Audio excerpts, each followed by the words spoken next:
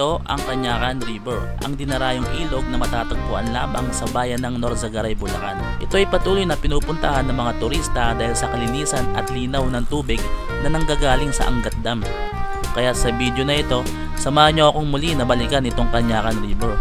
At syempre, kung ikaw ay nagbabalak na mag-rides or kung may plano kang mag-outing, sa itong Canyacan River ang maire-recommend ko sa inyo. At mas mainam na rin guys na tapusin nyo itong video dahil ituturo ko, ibibigay ko ang daan para hindi kayo mailigaw.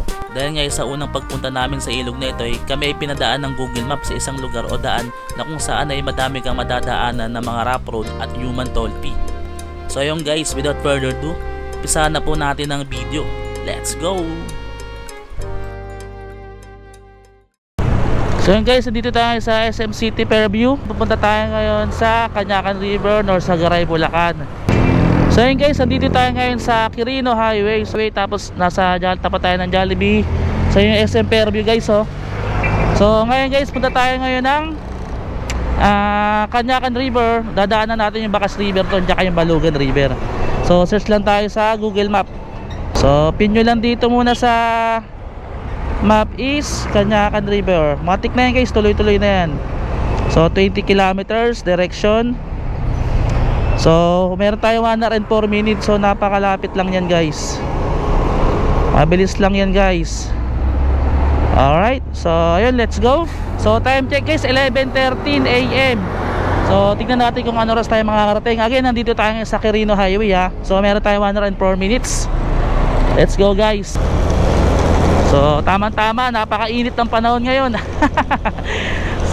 Sobrang sarap magtampisaw, maligo sa ilog, lalo na sa Canyacan River is napakalamig.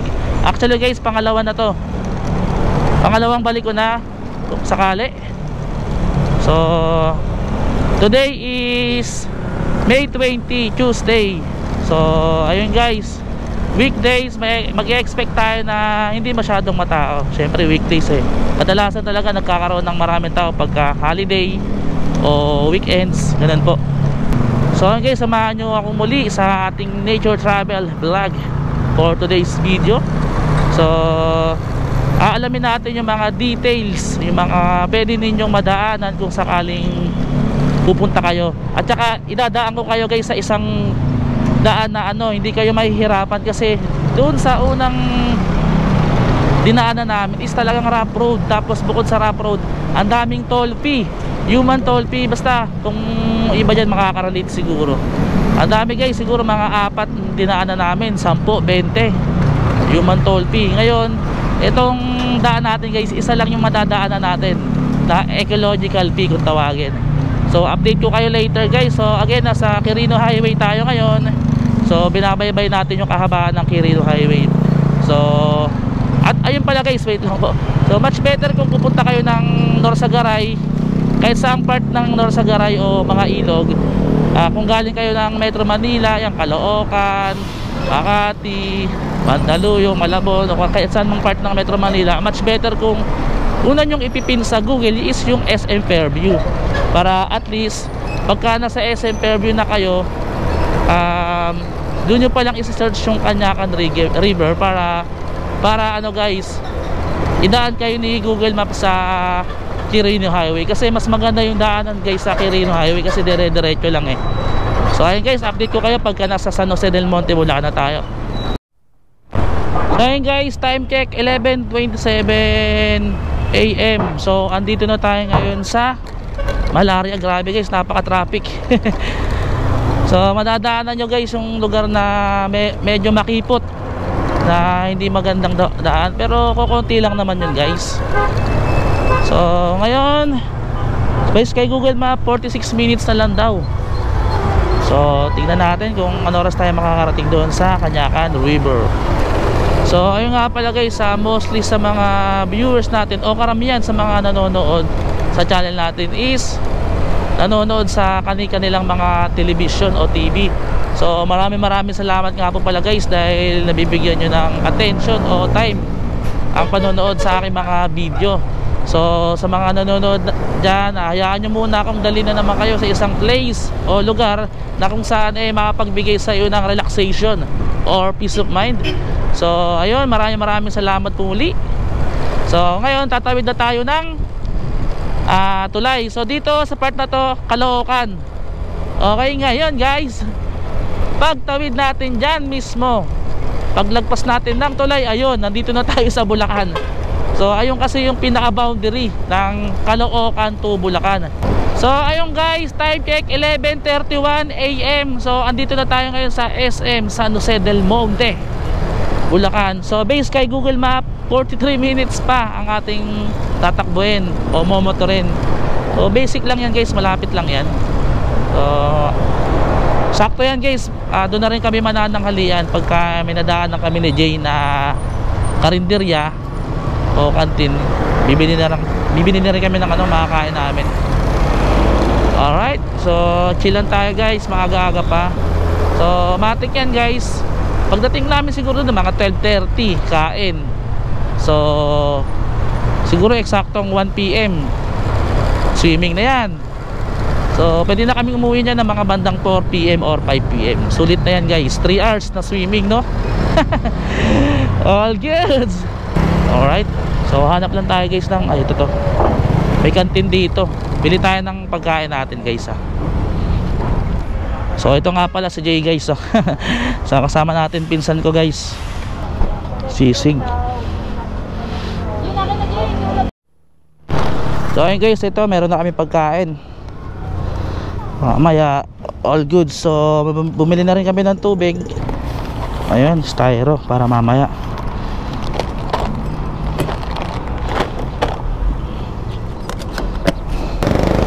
So again, nandito tayo sa Quirino Highway. So based kay Google Map, 42 minutes. So bumili lang tayo ng mga pagkain natin para mamaya doon sa swimming hindi tayo makaano sa gastos. Kasi guys, ganito once na nandun na kayo sa Kanyakan, talagang medyo pricey yung bilihin doon compare kung bibili kayo sa labas. So trip ko lang din guys, kung gusto nyo makamura talaga, bumili na agad kayo ng pagkain, or much better kung magluluto na lang kayo sa bahay ninyo. Tapos ayun, kung family outing, tropa outing, maganda kung meron kayong baon na talaga, para at least medyo makamenos kayo sa gagastusin ninyo.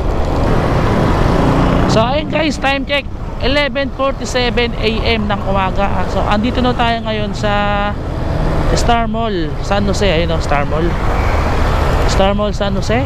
So based kay Google Map, 37 minutes to go, or 37 minutes na lang ang ating biyahiin para makarating sa Kanyakan River. So ayan, kita natin yung bundok ng Sierra Madre. So andyan na yung mga signage guys ng Norsagaray, Angat, tsaka Igay Road. Alright, so straight ahead lang. So ito yung maganda kay Quirino Highway, no? Talagang dire-diretso lang talaga, hindi kayo liliko-liko. So pagka tinumbok ninyo yung Quirino, matik yun, nasa Bulacan na kayo. And guys, pagka nakakita na ako ng mga signage na ganyan, no, yung mga arrow na yan, talagang mararamdaman mo na yung province Kasi sa mga probinsya lang yan mga ganyang araw. Kasi yun yung mga sign na kurbada yung daan. Yan, gaya na ito guys, pababa na kurbada. So kung isipin mo talaga, delikado rin talaga, lalo na kung hindi ka active, biglang liko, pababa, diba? So sa part na to guys, medyo malamig na yung hangin siguro epekto rin siguro ng napaliligiran ng puno. Okay, so based kay Google Map, 35 minutes. Mahaba pa, malapit na. Chill lang tayo guys. So nandito naman na tayo sa part ng Bulacan na medyo province vibes na Kaya kahit pa paano mare-refresh na rin yung mga mata natin, kasi napapaligiran tayo ng luntiang mga puno. So yun guys, time check 11:58 AM. So andito na tayo ngayon sa Arco ng Norzagaray, Bulacan. So burado na nga lang o wala nang mga letra. Basta Norzagaray yan, Arco ng Norzagaray, Bulacan na yan guys. So ayun guys, time check based kay Google Map, 27 minutes. So ayun guys, pagka andito na kayo sa ano, pag tinumbok nyo itong Quirino Highway. Alright, so makikita nyo yung junction. Yan, yung I Love Bigte na sign na yan. So diretso yan, pabitbit river. So ngayon guys, kaliwa tayo sa Norsagaray Road. Okay, kakaliwa tayo guys. Tandaan nyo, kakaliwa kayo ha. Iba kasi guys, dumidiretso kaya naliligaw sila. Okay, kakaliwa tayo. Ngayon nandito tayo sa Norsagaray Road. So ayun na yung ending ng Quirino Highway. Nasa likod natin, yung kinaliwaan natin. So ayun. So here we are at Holcim Road, Norsagaray. Here we go. So ayun, meron tayong nakikitang arko dito. Ano nakalagay dito? Welcome Barangay Minuyan. Yan, shoutout sa mga taga Barangay Minuyan. Nandito na tayo guys.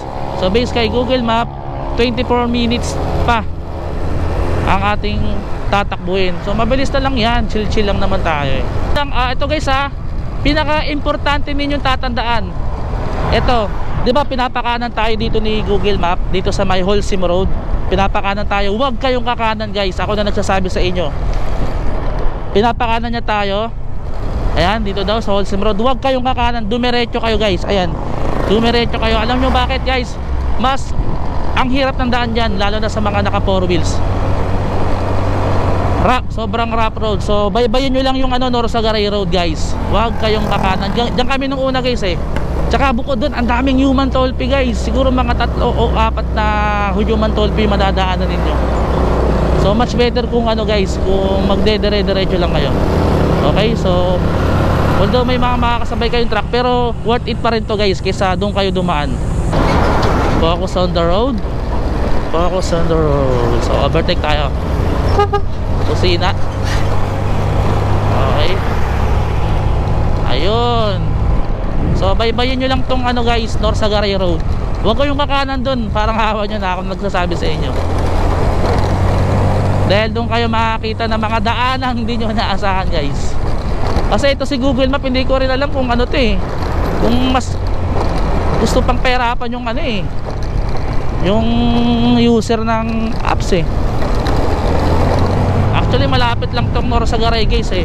Hindi kasi ako ganun kabilis magpatakbo. Nag-average lang ako ng 50. Yan ay pinakamabilis ko. Yan o, 50. Alright. Up, babala. Mag-ingat sa palikong daan. Ayan, marami na na-aksidente dyan guys. Pag diretso, pag dyan kasi na ano ka, naku, bangin na yan. Doon ka na sa ilalim pupulutin. So sa part na to guys, medyo mag-iingat lang tayo kasi maraming mga daan dito na biglang liko o biglang kurbada guys. So kung mapapansin nyo guys, sa daan na to medyo may mga part na hindi maganda kasi nga daanan siya ng mga truck eh. So ayan, ito nadadaanan nyo to guys na I Love Bitungol. Yung signage na yan guys. So pag nadaanan nyo lang, diretso lang ulit. Ayan, welcome to Barangay Poblacion, Norsagaray, Bulacan. Ayan, nandito na tayo ngayon guys sa ano, Barangay Poblacion, Norsagaray, Bulacan. Alrighty. So in 200 meters daw guys, kakanan tayo. Ito guys, pag nandito na kayo, sundin nyo na yung ano, tinuturo ni Google Map kasi hindi na kayo ililigaw na ito guys. So pinapakanan tayo dyan, no? Okay, kakanan tayo dito. So dito kayo kakanan guys ha, sa may signage ng Petron 500M. Ayan, kakanan tayo dyan guys. Okay, ayun. So 800 meters pa tayo guys. So ayan guys, kakanan tayo dyan guys sa ano ha, medyo konting rough road lang to. So kayang-kaya naman ng mga nakakotse to. Ayan, konting rough road lang to guys. Dito tayo madadaanan nyo rin to guys ha. So nasa Holcim Road na tayo. Okay, Holcim Perimeter Road. So kayang-kaya to guys naman nakakotse, don't worry. So may madadaan na kayong maiksing tulay. And here we go, nandito tayo ngayon sa Holcim Perimeter Road. Okay. So dito sa part na to guys, medyo hindi maganda yung daanan ha. Hindi siya espaltado. Talagang iiwas ka talaga sa mga part na malubak. So ito guys, mayroong nag-aabang dito. Alam ko may babayaran dito eh. May babayaran dito guys. Ayan. Babayaran tayo dito. Magkano po? 40 lang po kayo? Dalawa lang po. 40. Dalawa. Bali 20 po isa. Apo. Apo. Okay.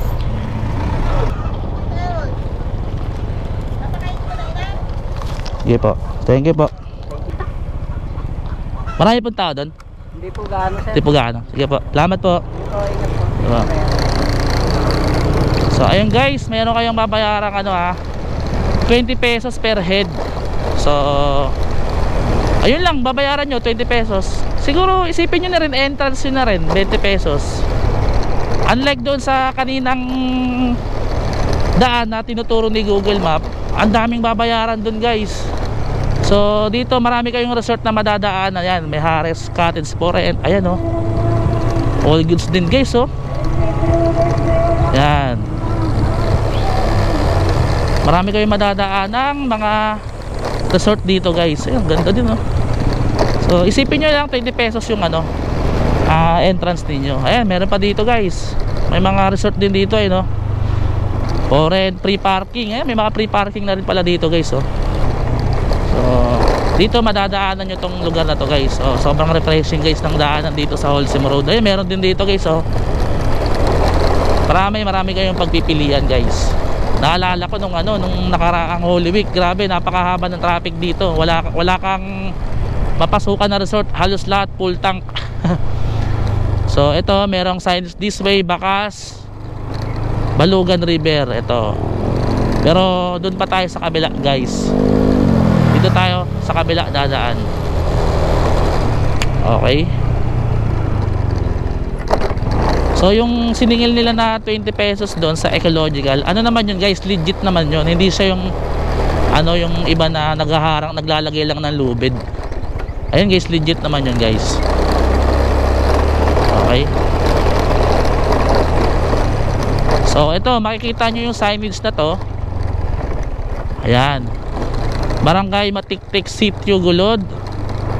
So ayan, marami mga signage dyan. Hideaway campsite, Balay Lipa. So ayun, pag nakita nyo yan guys, dito lang kayo.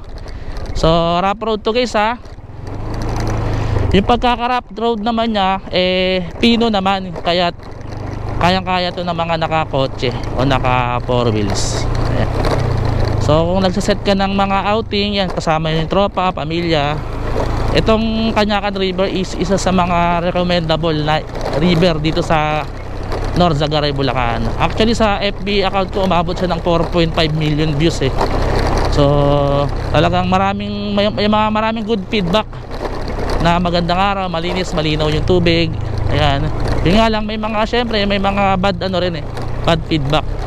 Pero di naman maiwasan yun guys sa isang spot o lugar. So ito yung mga madadaanan nyo guys, so, di ba? Sobrang refreshing. Malinis alaga yung lugar na to. Kasi sa mga gantong part na maraming mga baso-basurang nagkalat. Pero dito malinis guys. Ayan, so hindi pa siya sementado. So siguro darating yung time na itong daan na to ay sesemento kasi marami mga turista dumadaan dito eh. So ayun guys, andyan yung entrance ng Bacas River. Diyan, papasok dyan.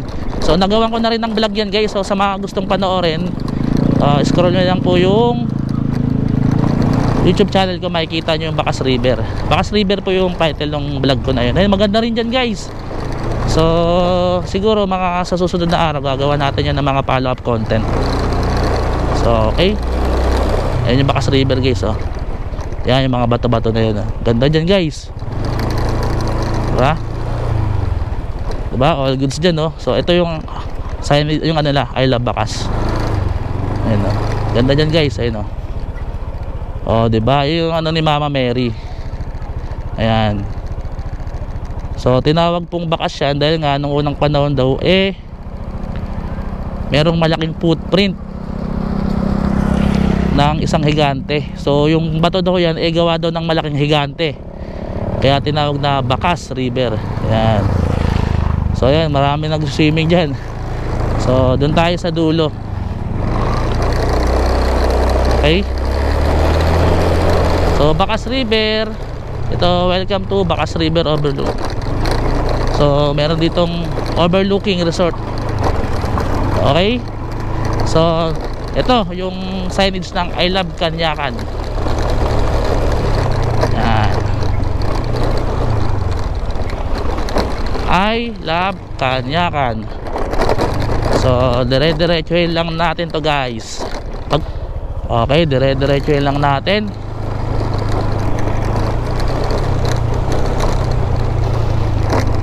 So ito, Balugan na yan guys. So Balugan River na yan guys. Ayan, Balugan River. Ayan, ito yung pinagitnaan siya ng Bacas River tsaka ng Canyacan River. So doon tayo sa pinakadulo guys, sa Canyacan River. Mas maganda yung spot doon kasi nasa harap tayo ng malaking bundok. Okay, so don't worry guys, may mga talunan din doon. Okay, so ito, sundan nyo lang yung dinadaanan ko guys ha, para hindi kayo maligaw o hindi kayo mapunta na sa kung saan lugar. Okay, so ito lang problema guys, maraming mga mga video okay. So kung gusto mo mag-relax talaga gusto mo ng peace of mind, wala, hindi mo magagawa. Talagang dito guys for family outing, para mag-enjoy, magsaya. So dito guys, walang lahat yan, kaliwa kanan may mga video okay. Kasi karamihan ng mga nagpupunta dito is family outing. So expected na natin na may mga speaker, may mga video okay. So okay, so di may iwasan yan guys. Alright, so ito na, 2 minutes na lang daw sabi ni Google Map.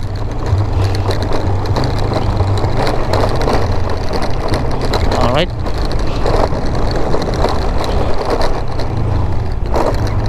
so kita napakalinaw ng tubig oh.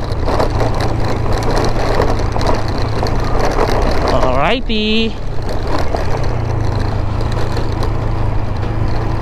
so dalawa lang kami ng pinsan ko guys. Alrighty, so dire-diretso lang tayo. Dire-diretso lang natin. Okay, so maganda ngayon guys, walang masyadong tao no? Yun, no? Hindi masyadong crowded talaga.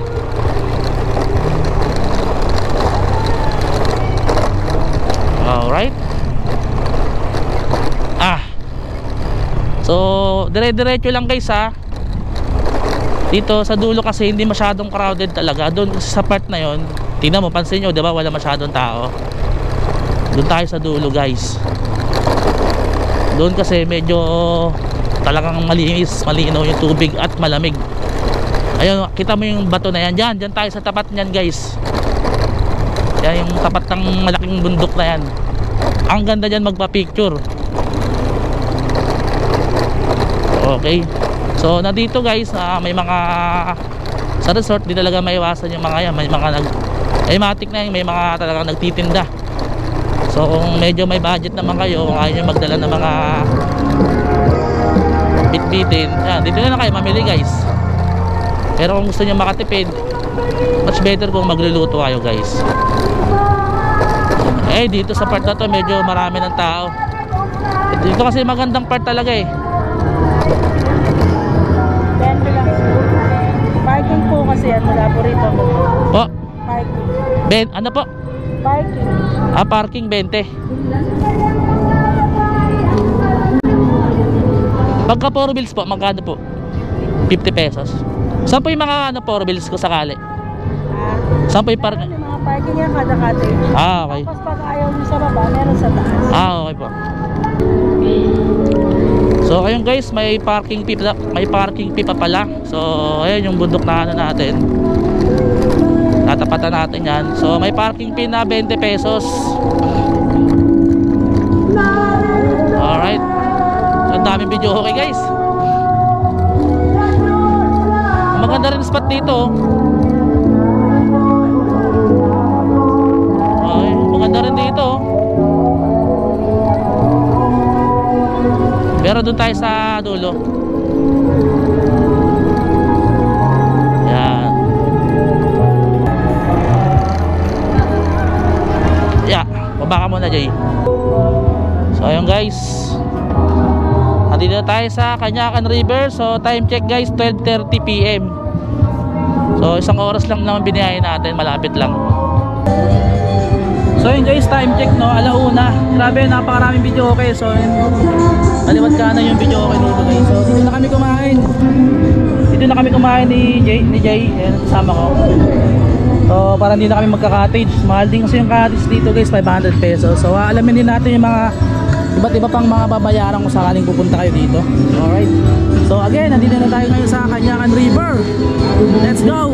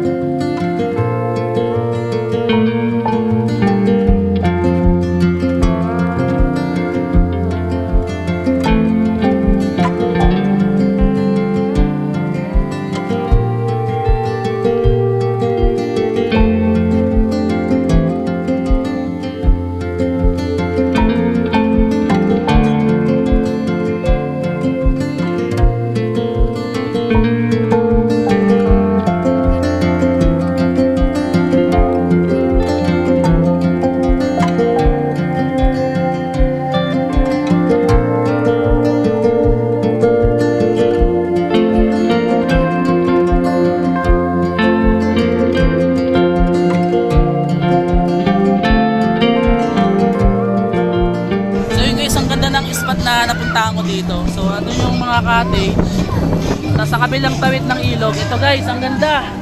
So nasa ilalim tayo ng mga malalaking bato. So yung mga puno, ayan. Ito yung mga bato guys. So napakaganda na ano dito pwesto. So hanggang doon yung mga batuhan.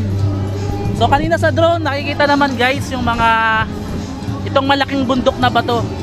So napakaganda dito guys, napaka-relaxing ng pwesto ko dito. So para makatawid dito guys, sa mga hindi marunong lumangoy, pwede naman makatawid. So doon sa part na yon, merong mababaw na tubig. So hanggang bewang lang yan guys, kahit mga bata pwede makatawid. So doon naman guys, meron din sa parting doon, may mababang tubig din doon, hanggang todo, hanggang bewang lang din. Tapos doon kanina guys, sa may parang mga ano doon, mga cottage doon, pwede kayong dumaan doon papunta dito guys. So